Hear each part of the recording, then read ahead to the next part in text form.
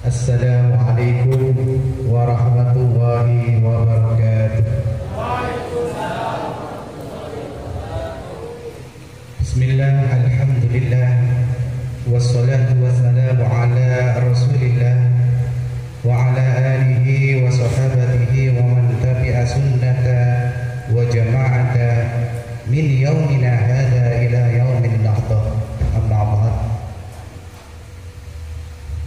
Yang terhormat Al-Mukarram Kiai Syakir Sanhaji, yang terhormat Ketua Umum Pakar Musa Cabang Jember Haji Fathur Rasyid, yang kami hormati rekan-rekan Ketua PAC Pakar Musa se-Kabupaten Jember yang hadir di tempat ini, yang kami banggakan, yang kami cintai, sahabat-sahabat Pakar Musa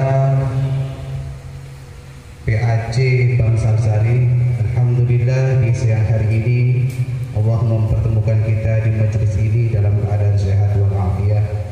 Salawat dan salam semoga senantiasa tercurah limpahkan keharibaan junjungan kita Nabi besar Nabi Agung Nabi Muhammad sallallahu alaihi wasallam. Saya ketiban sampur nih, kok tidak menyangka saya juga dapat bagian untuk memberi sambutan. Ini adalah rangkaian dari kegiatan kemarin ketika diadakan tes aspel, yang untuk tahun ini alhamdulillah semua PAC di wilayah Jember khususnya di bagian barat dan selatan kompak mengadakan kegiatan bersama dalam rangka untuk mencetak pendekar Pakar Musa yang berkualitas. Dengan diadakan acara bersama itu harapannya juga ada silaturahim, berbagi pengetahuan, saling mengenal antar sesama pendekar. Sahabat-sahabat yang berbahagia, dunia ini sangat dinamis dan dunia ini akan selalu berputar. Yang dulu pernah ngetren dan sekarang tidak, mungkin di masa mendatang juga akan ngetren lagi. Pencak silat ini mungkin dulu di zaman penjajahan itu sangat diminati dan bahkan wajib dikuasai karena sebagai alat pertahanan diri. Namun seiring waktu kemudian melandai, hilang, bangkit lagi, dan di akhir-akhir ini menjadi tren di masyarakat. Kita sebagai bagian dari NU tentunya harus mengambil momentum ini. Momentum yang ada ini kalau kita biarkan maka akan diambil oleh pihak-pihak lain. Oleh karenanya para masyayikh kita dari dulu sudah berpikir, dengan lahirnya Pakar Musa di tahun 1986 itu adalah indikasi bahwa ke depan pencaksilat ini akan menjadi kegiatan yang rutin diikuti oleh masyarakat. Dan ternyata betul di akhir-akhir ini pencaksilat menjadi tren anak muda di wilayah kita. Maka di NU lahirlah Pakar Musa. Demikian juga di organisasi-organisasi lain seperti Muhammadiyah itu juga berdiri seperti tapak suci. Di LDII juga ada Persinat Asad. Kalau kita belajar kepada mereka, ada satu hal yang luar biasa, yaitu militansi dan kecintaan kepada organisasinya. Tidak ada ceritanya orang Muhammadiyah itu belajar bela diri kepada Pakar Musa, tapi banyak warga NU yang belajar tapak suci. Orang Muhammadiyah sangat militan, sangat mencintai organisasinya. LDII juga seperti itu, sangat militan, mencintai pencaksilat yang lahir dari rahim organisasinya. Tetapi yang menjadi permasalahan, kalau kritik kita ke dalam, ternyata banyak warga NU yang aliran pencaksilatnya ikut kemana-mana, padahal di dalam ada yang merupakan bagian dari balong sendiri, yaitu Pakar Musa. Nah, kalau sudah diambil oleh orang lain, yang berbahaya apa? Doktrinnya. Kalau kita, tentu yang didoktrin adalah bagaimana kita mengenal NU, mencintai NU, dan mengikuti prinsip-prinsip yang ada di NU, seperti tawazul, tawasud, i'tidal, dan tasamuh. Itu yang diajarkan oleh guru-guru kita, bagaimana kita bersikap di masyarakat. Kalau kemudian warga NU diambil oleh perguruan-perguruan yang lain, tentunya doktrinnya berbeda. Boleh jadi sekarang ini pencaksilat itu dijadikan sebagai alat propaganda, alat kepentingan politik, alat-alat yang lain. Kita tak tahu bagaimana perkembangan ke depan. Oleh karenanya, tentunya sebagai warga NU harus memilih apa yang ada di NU. Kalau di NU ini ada pagar Musa, lah pagar Musa ini yang harus kita ikuti. Kemudian yang kedua, pagar Musa ini lahir dari pesantren. Maka garapan yang pertama ya tentu santri. Santri itu harus menguasai bela diri sebagai bekal berdakwah di masyarakat. Karena pagar Musa ini bukan sekedar silat, di dalam pagar Musa juga ada dakwah. Tidak semua di masyarakat itu putra putri orang NU ini mondok, ada yang tidak pernah kenal pondok. Lah dengan media pagar Musa ini mereka kita kumpulkan, kita latih, sekaligus kita doktrin akhlaknya, doktrin keagamaannya, agar supaya yang tidak kenal NU menjadi kenal NU, yang jauh dari NU menjadi dekat dengan NU, tahu terhadap pemikiran NU, perjuangan NU. Kalau tidak seperti itu, maka pemuda-pemuda yang di masyarakat itu bisa-bisa diambil oleh perguruan yang lain atau malah organisasi yang lain, ikut tapak suci. Paling tidak mereka akan terdoktrin dengan doktrin-doktrin Muhammadiyah, ikut PSHT. Paling tidak mereka akan terdoktrin dengan ke-SH-annya PSHT. Ya. Ada visi, ada misi yang berbeda dengan yang ada di perguruan kita. Oleh karenanya, maka berbahagia sekali jenengan ditakdirkan oleh Allah menjadi bagian dari keluarga Pagar Musa. Di masyarakat secara umum yang ikut Pagar Musa ini macam-macam. Ada yang memang santri, ada yang preman, ada yang terdidik, terpelajar sekolah, ada yang drop out, ada yang putus sekolah.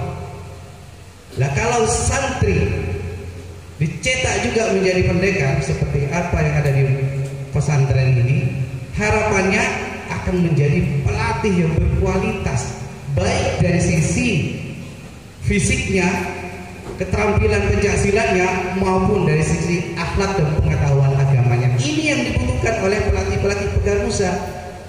Kalau kebanyakan pelatih Pagar Musa ini berasal dari orang umum atau bahkan cuma lulusan sekolah umum atau bahkan mantan preman yang melatih, maka kekuatan spiritualnya, kekuatan ilmiahnya, ya, kedalaman keilmuan agamanya dan akhlakul karimah itu kurang sempurna, kurang mantap. Yang lebih mantap, yang lebih strong itu adalah apabila pelatihnya ini berasal dari pesantren. Jadi misi-misi dakwahnya itu bisa tersampaikan di masyarakat. Karena di Pagar Musa ini kita kenal ada istilah tritura. Di Pagar Musa ini ada 3 gerakan. Yang pertama adalah gerakan keagamaan. Jadi Pagar Musa ini bukan melulu silat saja, bukan melulu nendang, mukul, banting saja. Tidak. Di Pagar Musa ada dakwah, ada ajakan-ajakan untuk menjalankan perintah Allah dan menjauhi larangannya, sebagaimana yang ada di Prasetya yang insya Allah sering kalian ucapkan. Kemudian di Pagar Musa juga ada gerakan keolahragaan. Gerakan keolahragaan di sini kita dituntut mengikuti perkembangan, di mana pencaksilat ini adalah olahraga fisik, maka di situ ada pertandingan-pertandingan. Kalau kita ikut IPSI, maka otomatis di situ tidak hanya gerak jurus batin kayak dulu, tapi juga harus mengikuti pertandingan-pertandingan yang sifatnya fisik.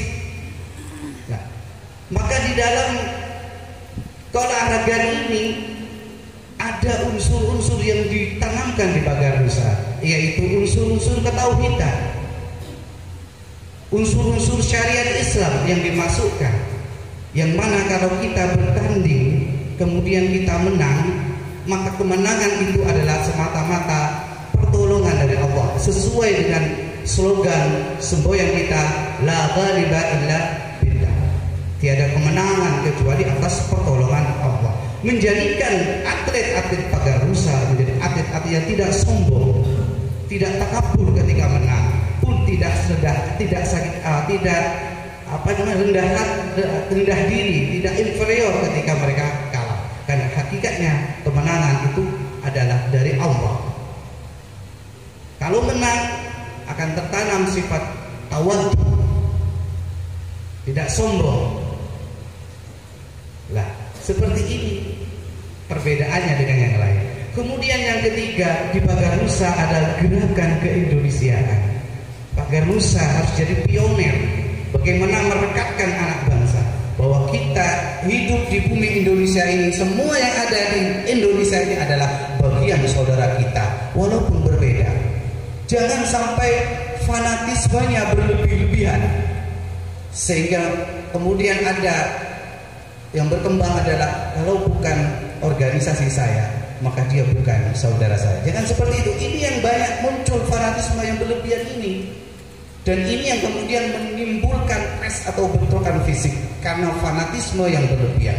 Tetapi yang harus dibawa di pagar nusa adalah lebih kepada keindonesiaannya. Bagaimana pagar nusa itu bisa menjadi perekat persatuan sesama anak bangsa. Dan yang selanjutnya, karena bela diri itu adalah tujuannya adalah membela diri kita, membela juga bangsa dan negara.